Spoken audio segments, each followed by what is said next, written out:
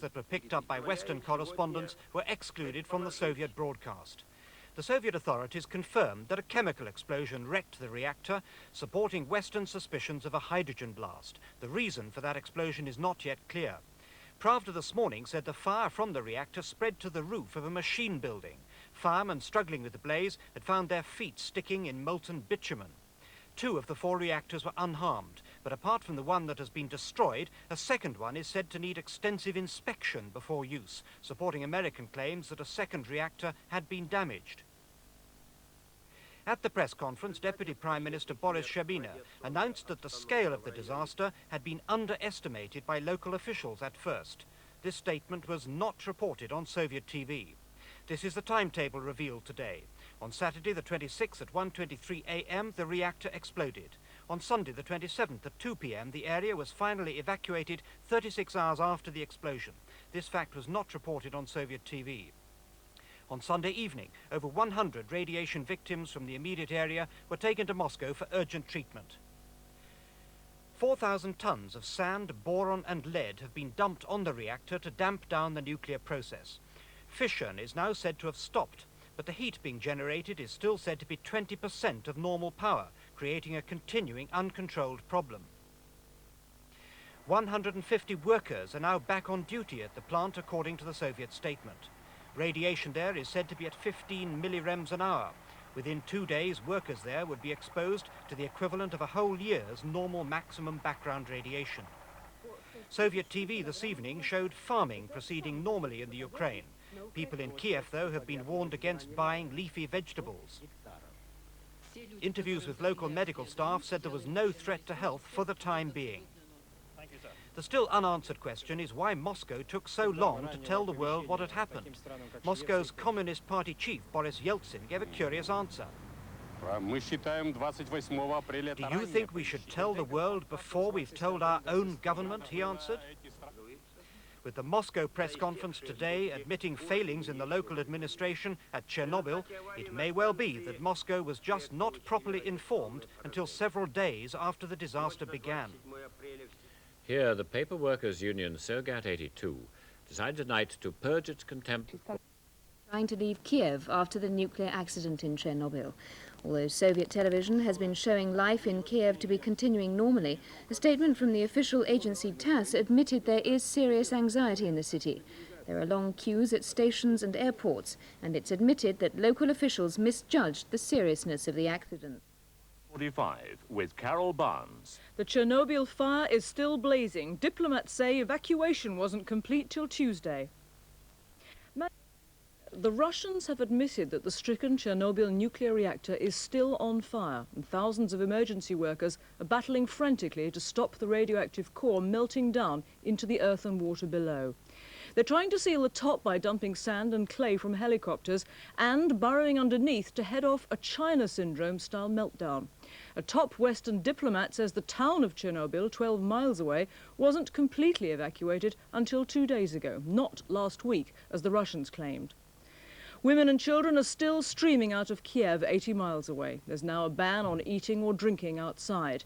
And Britain is to carry out a common market ban on food coming here from Eastern European countries affected by the disaster. These are today's pictures on Soviet television from Kiev, an international bicycle race in a city 60 miles from the world's worst civilian nuclear disaster. The fields depleted by abstentions, crowds sparse. But it's not the whole picture.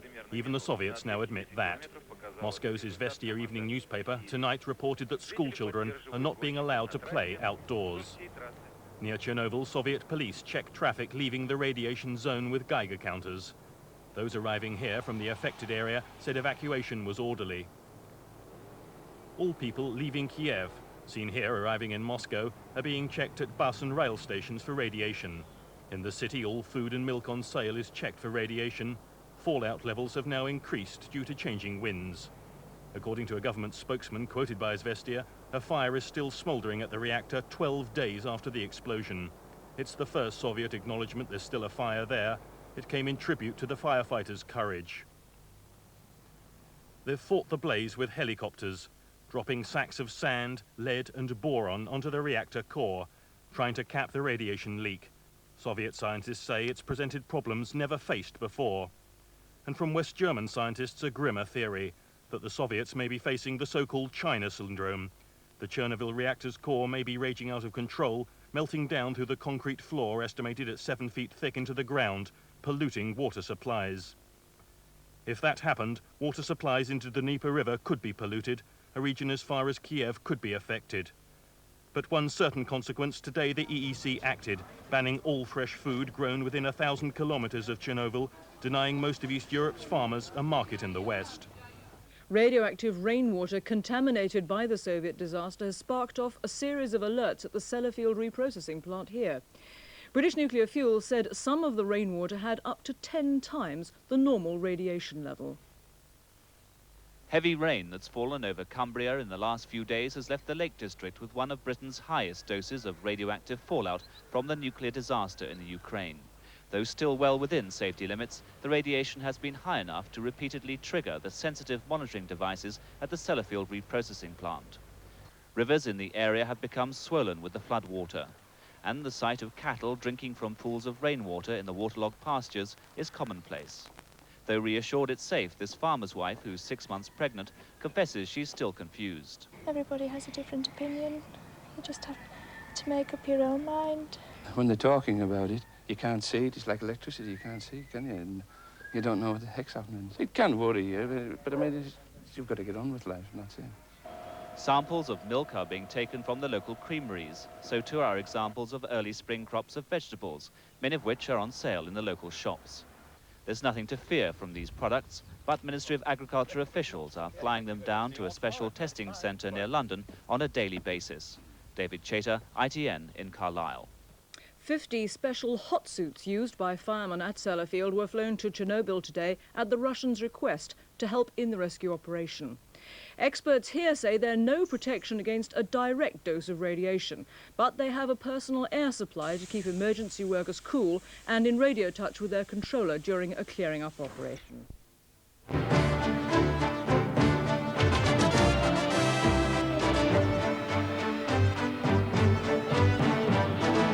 The 6 o'clock news from the BBC with Sue Lawley and Nicholas Witchell.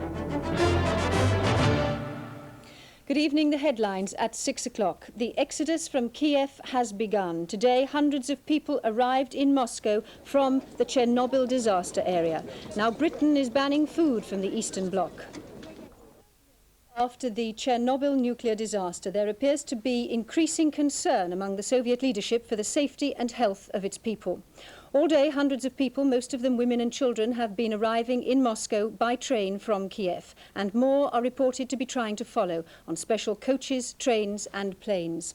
It's also become clear today that the town of Chernobyl itself, which is about 11 miles from the site of the power station, was not completely evacuated until 2 days ago. About 30,000 people lived there. In Kiev, which is 70 miles away, the sale of food on the streets has been banned and children are being kept in at school break times. The common market countries have today agreed to put a temporary ban on the import of food from East European countries within 1,000 kilometres of the disaster. Meanwhile, at Chernobyl, the battle to keep the reactor and its radioactive poison smothered with sand, clay and lead goes on. A report first from our Moscow correspondent, Brian Hanrahan. The allegation is that the town of Chernobyl, just 11 miles from the reactor, was not evacuated until last weekend, 7 days after the disaster. It comes from a senior Western diplomat citing his own sources, presumably intelligence reports. And it indicates that a population estimated at 30,000 people were left in a dangerous area for far longer than the Soviet authorities have so far said. The suggestion is that they were left there until 2 senior Politburo men came down from Moscow and ordered that they be moved out immediately. There is other evidence to back this report. This last Monday, Soviet television talked to several bus drivers who said they'd spent their weekend helping with the evacuation. No evacuees were seen until Wednesday, and reports in the Soviet press suggested they'd only just arrived. The diplomat says his information is that the evacuation continued at least until Tuesday. This means the lengthy reports which have been given in the Soviet press, talking of a swift and efficient evacuation immediately after the disaster, were misleading in the extreme. Now there's an exodus of children going on from Kiev. The trains arriving in Moscow are full of children. Parents have been sending their children away as their level of anxiety mounts. And the departure is being officially helped. 3 extra trains were laid on this morning, and dozens more extra trains and flights are being organized. The Soviet authorities say they'll also find places for children in summer camps. Those coming off the trains this morning showed concern rather than alarm, a feeling that a returning Canadian diplomat said he'd also found in the city. There were certainly a couple of days ago advisories about having small children keep hats on and that sort of thing, and brushing your shoes off when you come in from outside. But that's about the extent of it. No, not drinking fresh milk, I think, too. This is Brian Hanrahan for the 6 o'clock news in Moscow. Anxiety over the immediate effects of the disaster is not confined to Chernobyl and Kiev. Soviet television today showed pictures of a control and information center in the town of Koniki, 50 miles north of the power station. People are being told to wash floors and their hands and their hair daily and to keep their windows closed. Well, Brian Hanrahan is now in our Moscow studio. Brian, we're now seeing the evacuation of people, radiation tests, control centres. Have you been given any idea why it's taken so long to put these precautions into operation? Not officially, but it does look as though the Soviet Union effectively went into a complete stall last week. Why this should happen, we don't know, but it appears that from the moment the disaster happened, which was sometime on the early hours of Saturday morning before last, until last Friday, almost nothing happened. We've looked back on the reports and we have very little information at all. Since last Friday, everything has started to happen. We've had another evacuation, it seems, from Chernobyl town itself. We've had this flood of information, and now we have people coming out of the city of Kiev because they're worried about their own health. So it looks as though, for political reasons to do with the Soviet structure and unwillingness to say that something had gone wrong, that nothing happened until Friday. And that's when the Prime Minister went down to Kiev himself and banged heads together. And it looks like he went down there and said, this has got to stop, something has got to happen. And it started to happen then. But a week appears to have been wasted. So is it your impression that blame is being laid on people locally in the disaster area? Well, there was a suggestion the other day from the man heading the investigating commission that Moscow had not been told sufficient information of the right sort early enough. That appears to be the general impression here. Quite why that happens, we don't know, but the Soviet structure is such that if information is not passed up the tree from the bottom to the top, there is no alternative source. There is no press to come out and actually bring out the information so people at the top find out about it and can do something about it. They have to wait until the reports come up. It looks as though in this case it was short-circuited slightly by perhaps the chairman of the investigating commission himself going down there, discovering that things just weren't happening, and coming back to Moscow for some heavyweight help, because he would need that in order to move the local Communist Party, which has a member of the Politburo as its own head. Now, Brian, what about these people coming out? Are they being organised to do so, or is it that word has spread and they've thought they better get out and go and visit some friends elsewhere? No, so far this appears to be completely unofficial. These are people who have been getting the warnings around Kiev, and so they've decided to send their children away. It's not so much the people, it's the children. I think they've all decided that the good thing would be for their children to come away. They don't seem particularly alarmed because the warnings are only beginning to build up in Kiev now. But nonetheless, they clearly think that it would be well if they could come out and go somewhere else. We do, however, have indications that something on a larger scale may be in the wind. Certainly these trains are being organised by the authorities and more are promised, and they are saying that people will be found places in summer camps if they want them to go. So there is the impression that the authorities are willing to help people on their way. But the first Western journalists, I understand, are now arriving in the city of Kiev and finding that life is comparatively normal there. Well, all the reports we've had say that there isn't panic in the streets, that life is normal, that people are carrying on, and that they do have some concern. What we can't judge, because nobody's given us the information, is whether they have reason for concern. They are being given, for the first time now, a series of what is amounts to public information about what they should do to take reasonable precautions, given that there is a dangerous radiation source not very far from them. But they haven't been running about. Every indication is that life has been normal. We have had contacts with diplomats, the Canadian diplomat who came out today, and with a number of students down there, all of whom have said that people are curious, they're aware, they are beginning to be a bit worried, but they are certainly not panicking. Life has not come to a halt in Kiev. It's 3.5 million people, and what we've seen are only a very few who've come out. And still the struggle goes on to neutralise the reactor. Do you know exactly what's going on there? Has there been any information on that? No, there are still complaints coming from the Western diplomats here that they really haven't been given anything like enough information. The tone of the reporting of what's going on has changed radically in the last couple of days. We are now hearing about a great struggle against the elements, against dealing with continuing problems, against the aspects which are completely unknown. And so this is much more serious stuff than the very reassuring words that were coming out. Perhaps we'll hear more tomorrow when the director of the International Atomic Energy Agency is planning to hold a news conference here in Moscow, and that is the time when we'll be asking him if he's been told by the Soviet Union what went wrong, what's happening now, and what the chances are that it'll all end safely and peacefully. The damaged reactor suffered some fire in parts of the graphite. These fires have been extinguished, but temperatures remain high. Recriticality is not considered a problem. The aim is to encase the whole fourth unit in concrete, and work has begun to place a concrete foundation under the reactor. No meltdown of the reactor was likely, they said, but there's still plenty of heat and radiation, so the Soviets' decision to seal it up is seen as the best course. Above the ground, they're encasing it in a concrete shield. The remote possibility of a meltdown of the core at some future date is still a threat. Fissures in the rock strata under the reactor could allow radiation to pollute watercourses. To prevent that, holes are being drilled under the reactor into which concrete will be pumped under pressure, which should seal those fissures and prevent contamination of water supplies. The international experts were told most people were indoors when the accident happened, and they quote relatively low radiation readings in the zone round the reactor.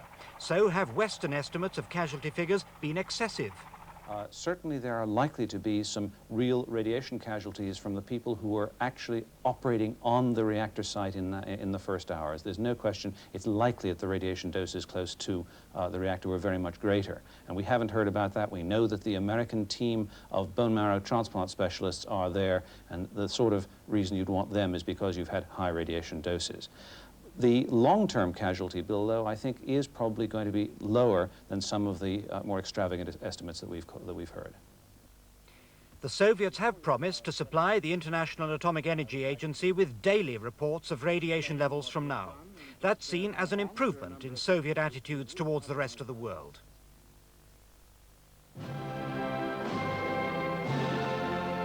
On Soviet state television tonight, news of Chernobyl was again reassuring. The release of radioactivity from the destroyed reactor had been cut down sharply, and the station's other 3 reactors were said to be normal. These men, filmed relaxing at a sanatorium near the disaster area, have been carrying out repair work at Chernobyl, work which has included building a rampart along the banks of the river Pripyat, which runs past the power station. The rampart is designed to prevent the spread of radioactive pollution. No details of their work were given, or of the results of medical examinations carried out on them. But the atmosphere presented was one of calm amid the cherry blossoms of spring. One man described a football match against the power station team. "We're in a good mood," he said. There was also coverage of yesterday's visit by Western newsmen to the area around Kiev. 84,000 people have been brought here from the disaster zone. We said to them they were going for a few days, one official told reporters. There are regular checks for radiation here, but again, no details were provided. The Soviet TV commentator presenting this report said only that medical examinations on the evacuees had shown no divergences from normal. Here, the government said tonight that radioactivity levels are well below danger levels. It's still safe to drink milk and tap water and to eat vegetables and dairy products. Environment Minister Mr. William Waldegrave says the government's on the verge of winding down Britain's nuclear alert. Today, the Hinkley Point B gas-cooled nuclear reactor in Somerset was shut down because of a fault in the generating plant, but there was no release of radiation. Lawrence McGuinty of Channel 4 News has visited another of Britain's advanced gas-cooled reactors at Heysham in Lancashire. In his special report, he examines the features which are said... Producing electricity for 2 years, it nevertheless took 13 years to build the station at a cost of £600 million, 4 times the original estimates. Much of that money was spent on safety. Safety starts here in the control room. If anything went seriously wrong inside the reactor, engineers here would fight to regain control. In the last resort, they could fire steel control rods into the very heart of the reactor to shut down the nuclear chain reaction by pressing this button. Next door, the generating board has almost finished another nuclear station, Hisham B, with 2 gas-cooled reactors. They're lowering a control rod into the reactor almost 10 yards beneath their feet. Like Hisham A, this reactor hall has no secondary containment, no outer dome of concrete to hold in any radioactivity leaking from the 2 reactors into the atmosphere. This is why the CEGB says their reactors don't need secondary containment. I'm standing on top of the primary containment of one of the Hisham reactors. It's 22 feet of concrete, reinforced by almost 2,000 miles of these steel rods. The idea of a leak passing through this is almost unimaginable. Hisham B and AGRs in general have another advantage. If carbon dioxide cooling gas does leak from the reactor, there are backup supplies of liquefied carbon dioxide. 700 tons are held in these tanks, and the gas can be instantly pumped into the reactor to stop the nuclear fuel overheating. If there's a power cut, these 2 emergency diesel generators swing into action to keep essential safety equipment running. There are 2 more in reserve. There's little doubt but that AGRs are intrinsically safer reactors than the type the Soviets built at Chernobyl. But even the CEGB would admit that doesn't make a serious accident here, perhaps as serious as Chernobyl, impossible. It just makes a disaster. The Soviet Union says the Chernobyl nuclear crisis is over and it wants to restart the other 3 reactors at the site. A physicist in charge of putting out the reactor fire and decontaminating the area told Soviet journalists today was a turning point. Until today, he said, there existed the theoretical possibility of a catastrophe. That is now not the case. The first television pictures from within the civilian exclusion zone at Chernobyl show scientists and troops, some wearing masks to keep out radioactive particles. But it was an area that was upwind of the nuclear plant when the accident happened, so it may have missed the worst of the fallout. This, the Soviets say, is the roadblock at the beginning of their 18-mile exclusion zone around the disaster site. Further on, the town of Chernobyl, just 12 miles from the wrecked reactor. Spring blossoms apparently healthy, but wells boarded up. A stork on the rooftop of an abandoned house. Only military men and white-coated scientists on the streets now. The civilian population of 15,000 long since evacuated, together with the 25,000 who lived near the nuclear power station.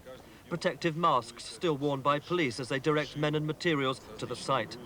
Special passes necessary to move about. At crisis headquarters, nuclear experts brought in from all over the country gather for planning meetings and up-to-date reports. This is an historic day, said one official. The fire is out, the main danger is over. And then a deputy Soviet prime minister revealed that it was intended to recommission the remaining 3 reactors on the site. Это раз.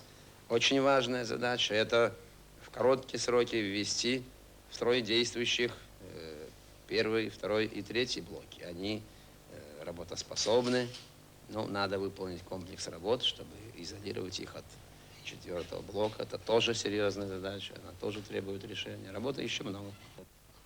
The Soviets today released new pictures of the disaster site taken on Friday, giving the Western world their closest look yet at the scale of the damage. They say their most immediate problem is to prevent the radioactive core of the reactor from polluting the water table. Tonight gave new figures for the number killed and seriously injured in the Chernobyl nuclear accident. They now say that 6 people have died, some, they say, from radiation, the first time they've admitted that as a cause of death. It's not clear whether or not this new figure of 6 includes the 2 people who they say were killed in the initial explosion. And they say that 35 people are now gravely ill. That's double the figure they gave last week. Earlier, the Communist Party publicly disciplined 3 local officials for the handling of the disaster. And all the time, according to the Soviets tonight, at the Chernobyl reactor itself, their scientists and soldiers are still trying to seal off the damaged area and contain its radioactive poison. From Moscow, our correspondent, Brian Hanrahan. The news of the increased casualties comes just as the Soviet authorities say the situation at the plant itself is now under control. The radiation leak has been plugged and preparations are being made to bury the damaged reactor with its still highly dangerous core in concrete.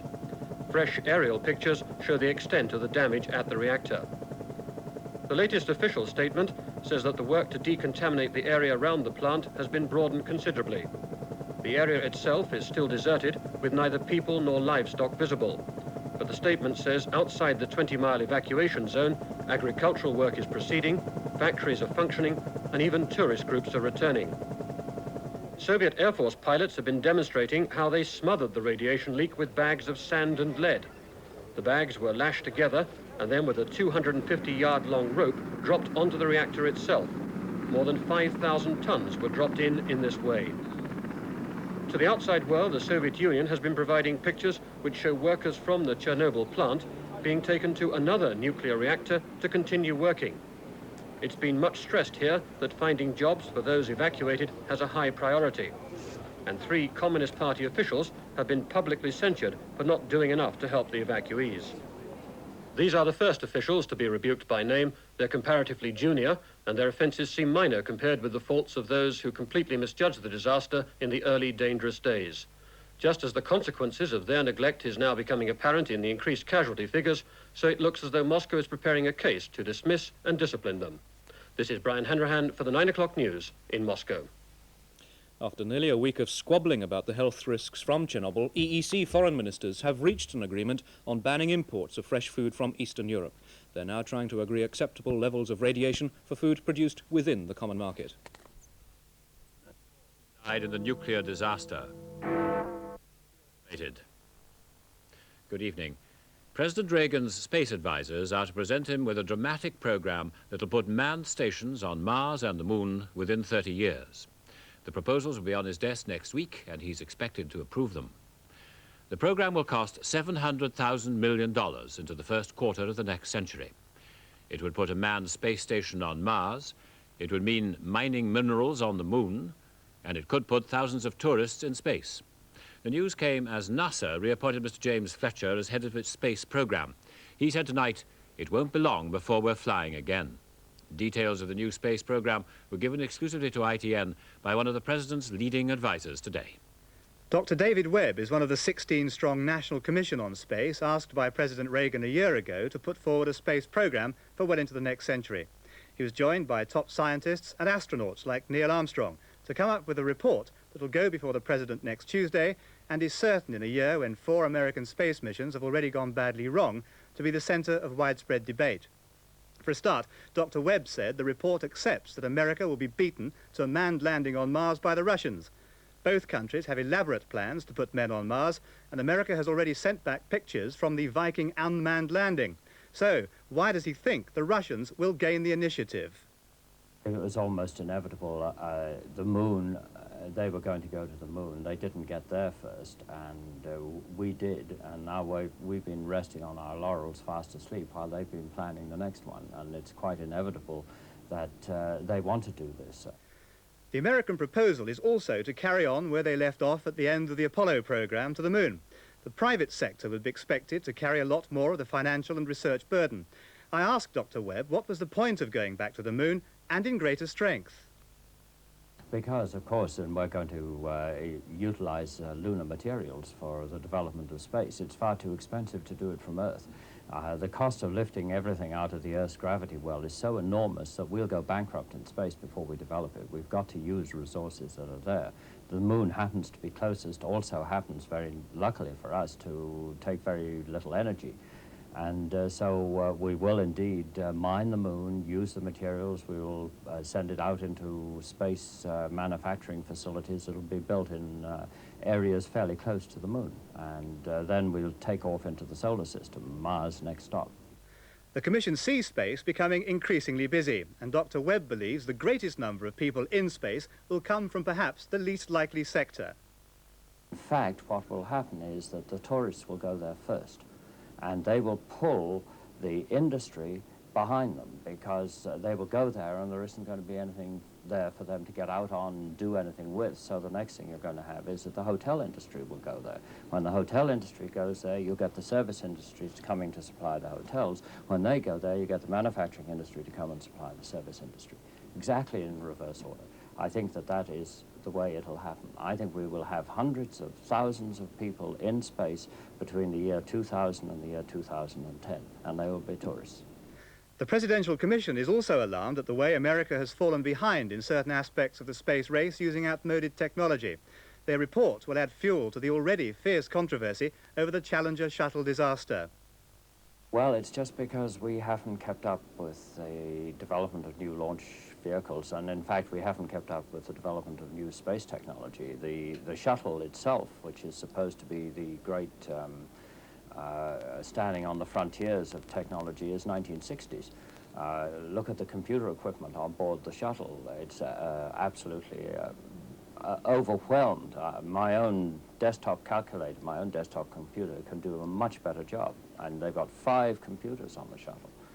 All this on the day the Chinese announced that they had won the order to put 2 American satellites into space due to the delay caused by the stoppage in the shuttle program.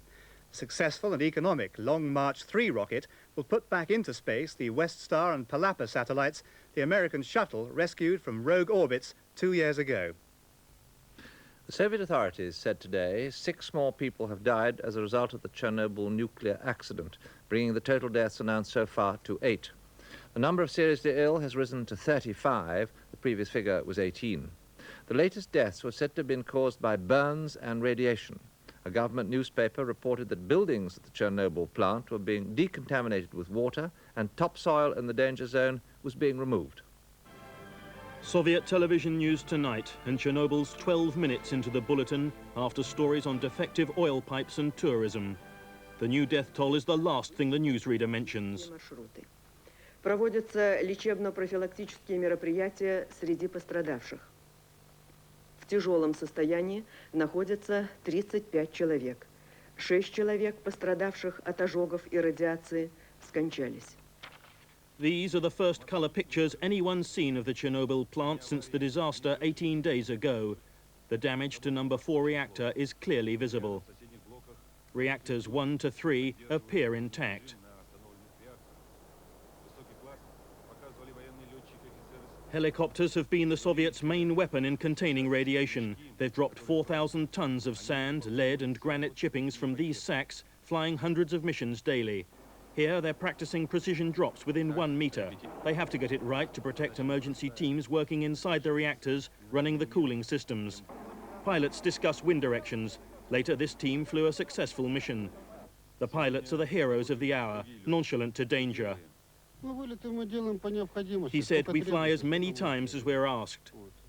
And this is the route, a 14-kilometer dash over the deserted exclusion zone the Soviets have erected around the plant. 92,000 have been evacuated from these farms and villages, but some after days of delay, and now the repercussions, with 3 notably minor officials carrying the can. A. Shapoval, a chief engineer charged with indifference and shirking his duties. His punishment, expulsion from the Communist Party. A. Sisharenko, charged with neglect of duty. His punishment, a strong reprimand marked on his party card. And A. Gubsky, a branch party chief, charged with failing to give timely and accurate information. His punishment, a simple reprimand. All 3 may lose their jobs and may also face criminal charges. A completely new look at the way they handled such emergencies. The Environment Secretary, Kenneth Baker, said the impact of the disaster on this country would be over by the end of the week. He also pledged a new openness on telling the public about nuclear safety. Environment Secretary Kenneth Baker admitted that the Soviet nuclear accident at Chernobyl had had a profound effect on the public view of nuclear power. Provided there were no further discharges of radiation, the incident could be regarded as over by the end of the week as far as Britain was concerned. But one lesson was that openness was now a necessary condition for the nuclear industry. Trust has to be built. It's no good scientists or politicians simply asserting in a Panglossian way that everything is all right with nuclear power. The case must be re-argued with complete openness. The only way of maintaining that confidence is to show that every individual brick in the edifice is sound.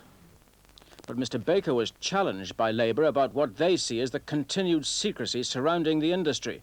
Environment spokesman Dr. John Cunningham cited the case of a minor leak at the Dungeness A power station recently, which wasn't disclosed. It is the essence of the matter that the public and the press should have the right to this information, not just ministers and regulatory bodies who may then decide whether or not the public should know. That, frankly, is unacceptable. Mr. Baker said all serious incidents were automatically reported, but he promised he'd look again at making all nuclear incidents public, however minor. But Mr. Baker's also in trouble over the investigation of 4 sites for disposing of low-level nuclear waste.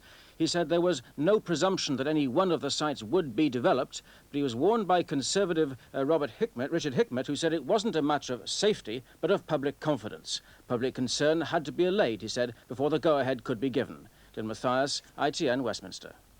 The main user of nuclear power stations in this country, the Central Electricity Generating Board, is taking a new look at its emergency evacuation plans in the wake of Chernobyl. But some nuclear engineers say we're not taking the threat of a similar disaster here seriously enough.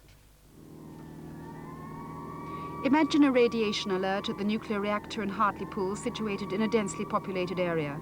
The reactor's coolant has failed and radioactivity is escaping into the atmosphere. On the basis of what scientists have learned from Chernobyl, 500,000 people would have to be evacuated from a 10-mile area. 2 million people living in towns within a 40-mile radius would be required to stay indoors, avoid all fresh food, and possibly send away their children.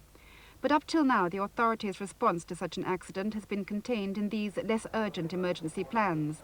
Plans rehearsed at nuclear power plants once a year, involving evacuating up to just 1.5 miles, emergency hospitals, police issuing the public with iodine pills, and food banned for just 20 miles. The authorities today agreed that after Chernobyl, these will change. We shall certainly be reviewing our emergency plans, and I think the rest of the world who have nuclear power plants will be doing the same thing. What we hope is that we'll get quite full information from the Russians as to what happened, how the accident started, what emergency procedures followed, what radiation levels were found, and how the radioactivity was released from the plant. Wider evacuation plans are now expected around all Britain's nuclear plants, and nuclear engineers will be asked to review the structure of Britain's reactors and the fact that none of them, like Chernobyl, have secondary vessels which could contain a major explosion. The Swedish scientists who first told the world about the Chernobyl fallout have now found rainwater with increased levels of plutonium, which stays radioactive for 24,000 years. But they say there's so little it's harmless to health.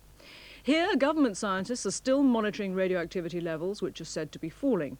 In the Soviet Union, fallout from the stricken reactor is again over Kiev. With each passing day since the Chernobyl disaster, more details emerge from Soviet scientists. The plant's designer saying the contaminated area must remain sealed in concrete and cooled with water for hundreds of years. And one of the Soviet Union's most senior scientists, here visiting the site on Sunday, now admits that last week a meltdown of the reactor core was only narrowly averted. Here's how the Soviets controlled Chernobyl. Helicopters dropped 4,000 tons of sand and lead onto the damaged reactor, trapping radiation leaks into the atmosphere, but increasing pressure on the reactor floor. A meltdown of the white-hot core into the subsoil did not happen, but it came close enough for the Soviets to take drastic action, pumping out Chernobyl's underground cooling reservoir, tunneling ventilation shafts for heat to escape, then pouring concrete down 90 feet to seal off the site underground. Meanwhile, loading in the United States, medicines and equipment for bone marrow transplants in Moscow. An American surgeon there has performed 10 transplants already, with another 33 waiting. For the Soviets, strict precautions still against radiation. One newspaper's advice, no eating greens, no children playing on the ground, no smoking nor drinking for their parents. Of their nuclear disaster. As work goes on at Chernobyl, they say the radiation leak has stopped, but the stricken reactor will have to be sealed off for hundreds of years. The Environment Secretary, Kenneth Baker, has told the Commons any radiation threat to Britain will be over by the end of the week. Relief workers in Ethiopia are being attacked by rebels. One charity says its helpers have been bombed. David Gower has clung on to the England captaincy by his fingertips. He's now on trial for 3 matches. The Far East Enders give the Prince and Princess of Wales a taste of Japanese soap opera. And the Birmingham couple with their own football team. They've just had their 11th son. The Russians this morning took the step Western governments have been wanting them to take for the past 2.5 weeks, ever since the disaster at Chernobyl. They sent for the Western nations' ambassadors and other representatives in Moscow, sat them in front of a team of Russian experts and answered their questions. And it's now quite clear that the worst kind of nuclear catastrophe was only narrowly avoided, that there was a risk a week ago of the reactor burning its way into the Earth's crust, the so-called China syndrome. The latest information on the aftermath of Chernobyl is that the reactor has stopped leaking radiation, and the concrete casing being put around it will remain for hundreds of years.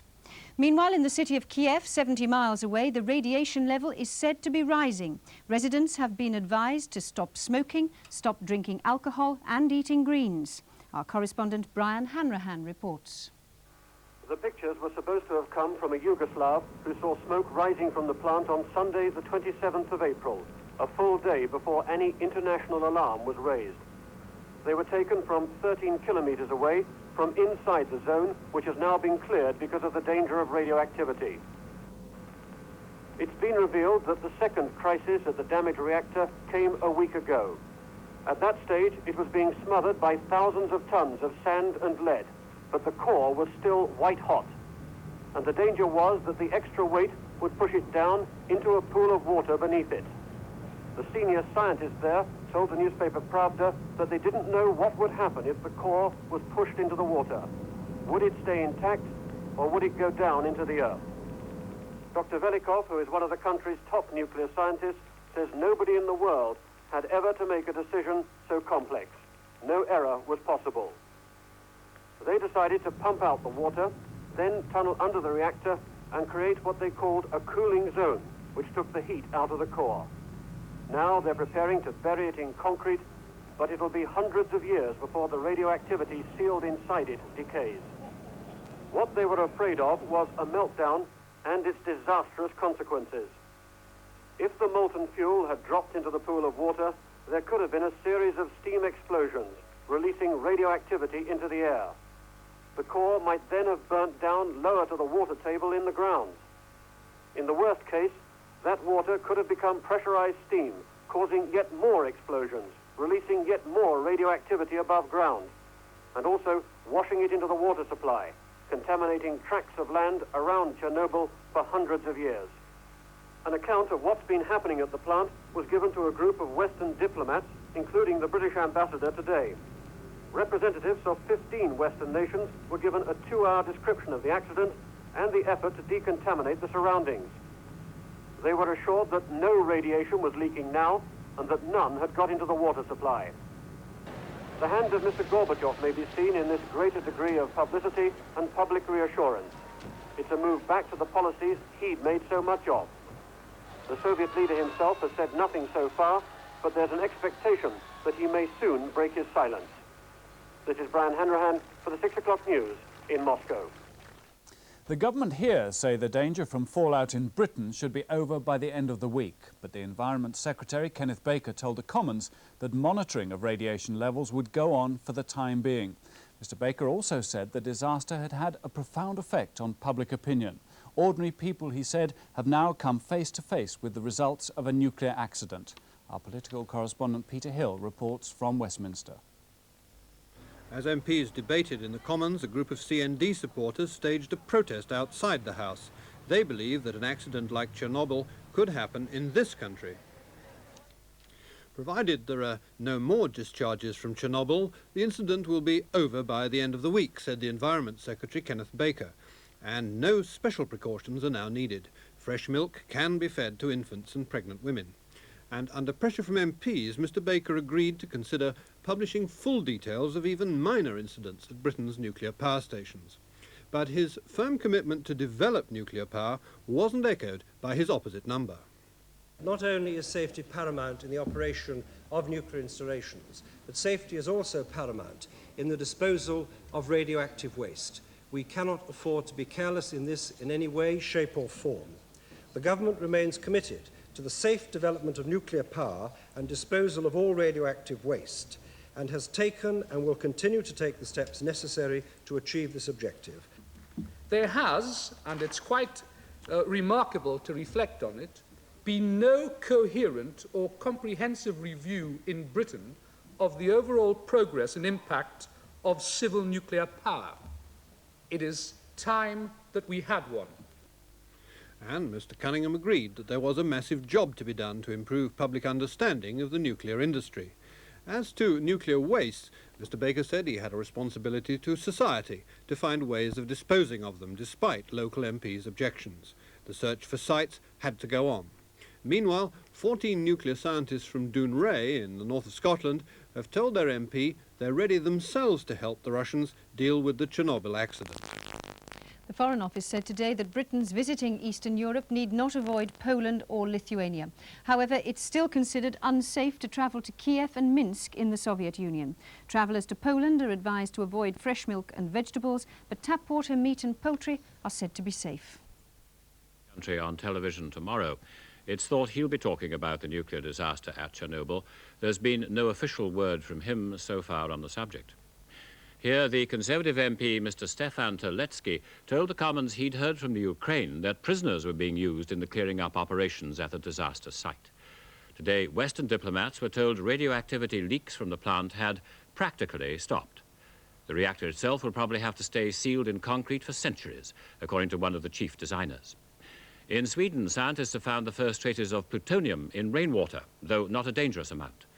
Plutonium stays radioactive for thousands of years. Medical equipment to help more victims of the accident get bone marrow transplants has now arrived in Moscow. Only now are Soviet scientists speaking out. Chernobyl's designer says the ruined reactor must be encased in concrete and cooled for hundreds of years. And this senior scientist here visiting the area on Sunday now admits a meltdown of the reactor core was only narrowly averted last week. Here's how the Soviets controlled Chernobyl. Helicopters dropped 4,000 tons of sand and lead onto the damaged reactor, trapping radiation leaks into the atmosphere, but increasing pressure on the reactor floor.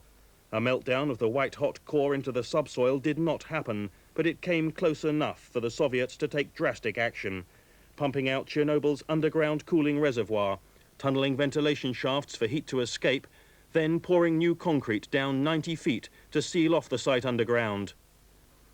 Tonight, Soviet television showed rescue work underway. Here, barges unload sand, chemicals and building material at Chernobyl's riverside docks. They're rushed in trucks through the evacuated emergency zone to the reactor site and town. Rescue teams are working round the clock to decontaminate the area, using plastic sheets, spraying chemicals and clearing areas of up to 200,000 square yards at a time.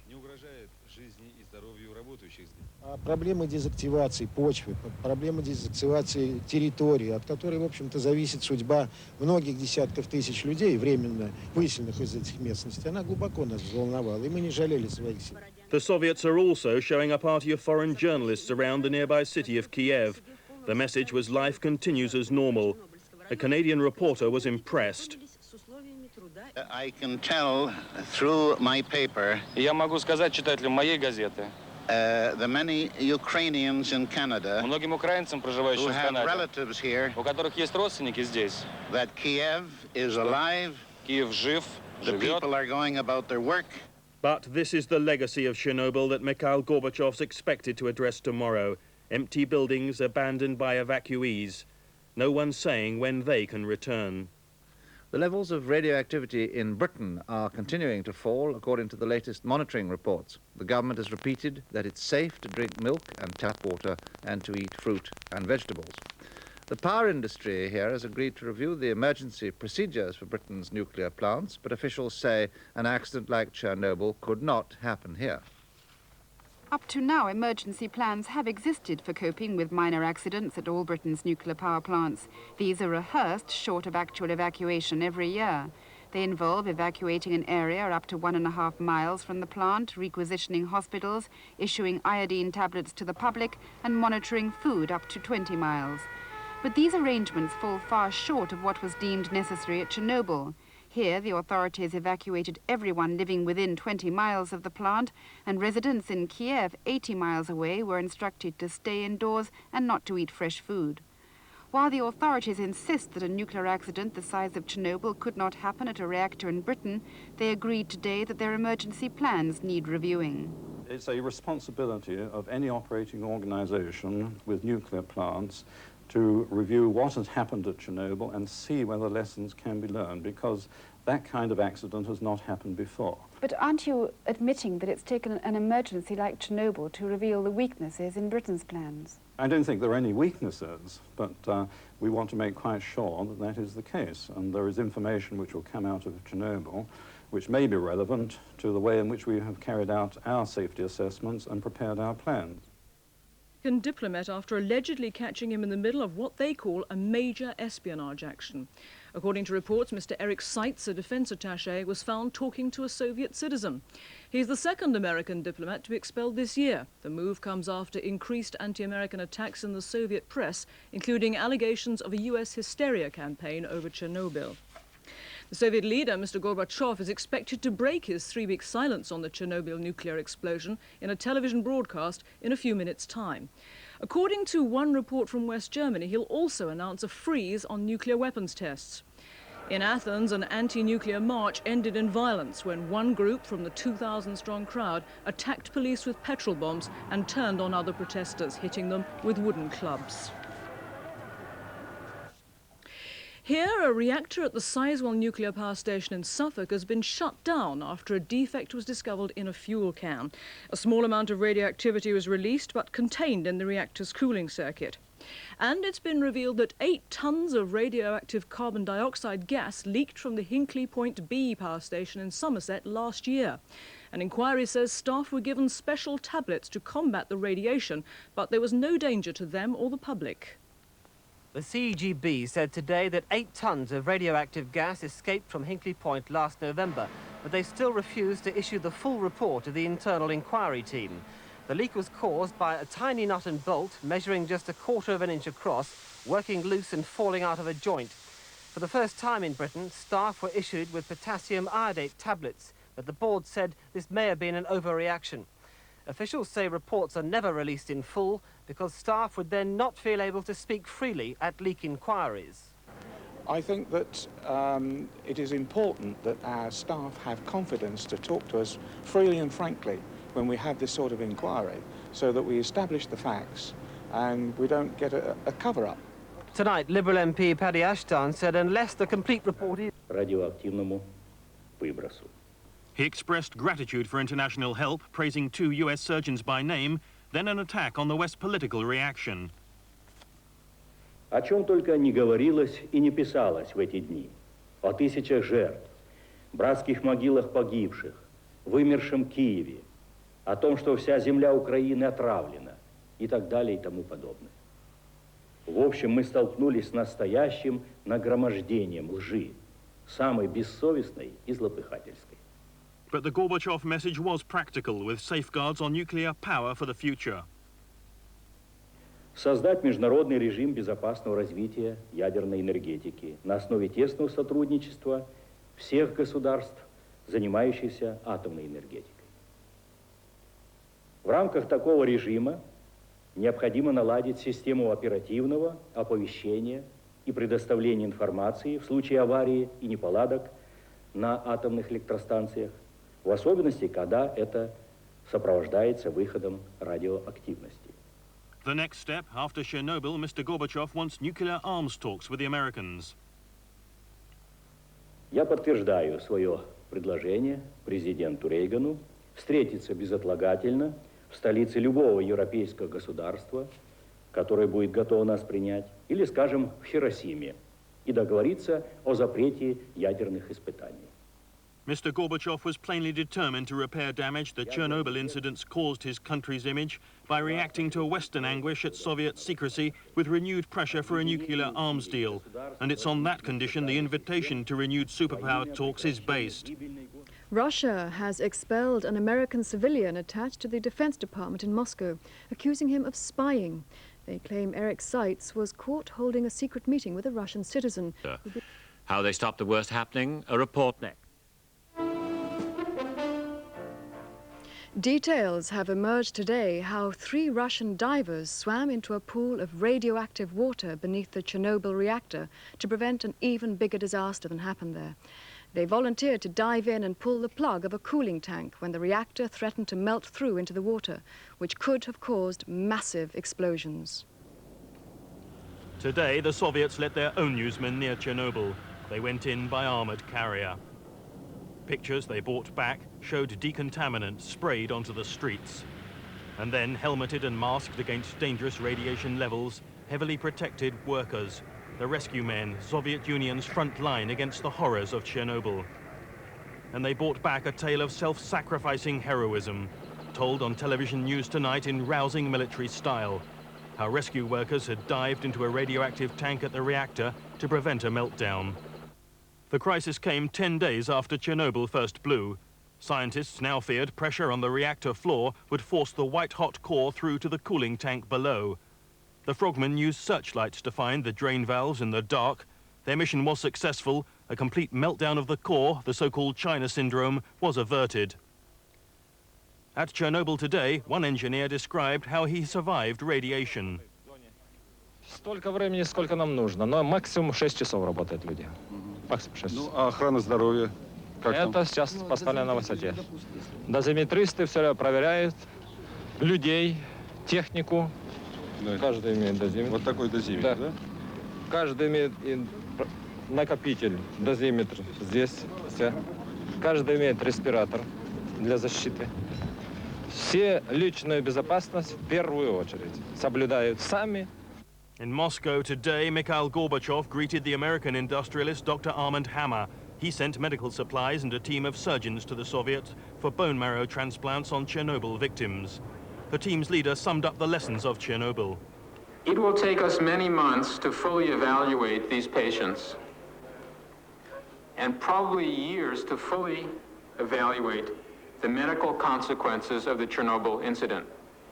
And tonight on Soviet television news, reaction to the Gorbachev speech from Western capitals.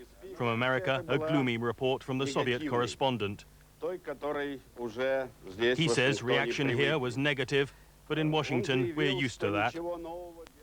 Soviet and Afghan troops, backed up by 500 tanks, are reported to have attacked rebel strongholds in eastern Afghanistan in their second big offensive this year. One of the casualties of the war, a tiny baby, has been flown to Britain for life-saving surgery. The 2-month-old child suffered severe burns during a Soviet bombing raid.